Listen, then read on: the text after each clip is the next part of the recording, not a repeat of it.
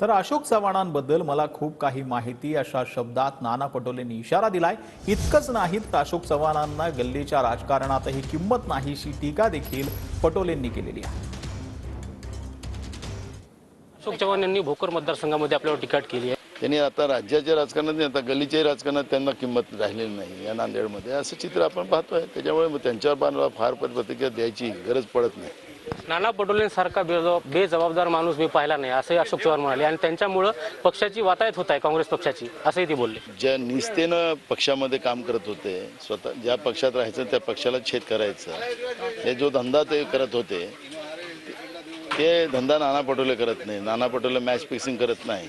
मोहन हंबार्डेचं प्रकरण सगळ्यांनाच माहिती आहे, त्याला हरवण्यासाठी उभं ठेवणारा हाच अशोक चव्हाण।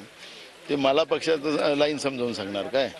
यामुळे मी त्यांना सांगतोय की ते जास्त माझ्या अंगावर येऊ नये त्यांनी, नाही तर माझ्याजवळ खूप अंडे पिल्ले आहेत। जसं ते बम नावाचं आमदार तो त्यांच्या पक्षाचाच, आता त्यांनी विधानसभेमध्ये यांची खूप अंडे पिल्ले काढली, त्याच्यापेक्षा जास्त माझ्याजवळ आहे। त्यामुळे एक मर्यादात राहून मी पण उत्तर देऊ शकतो, पण जास्त मर्यादा ते तोडतील तर मग मला खूप मर्यादा तोडता येतं आणि त्या पद्धतीचं वक्तव्य मला करता येईल, पण मला आता त्या भानगडीत जायचं नाही आहे। यशपाल भोसले, TV9 मराठी, नांदेड।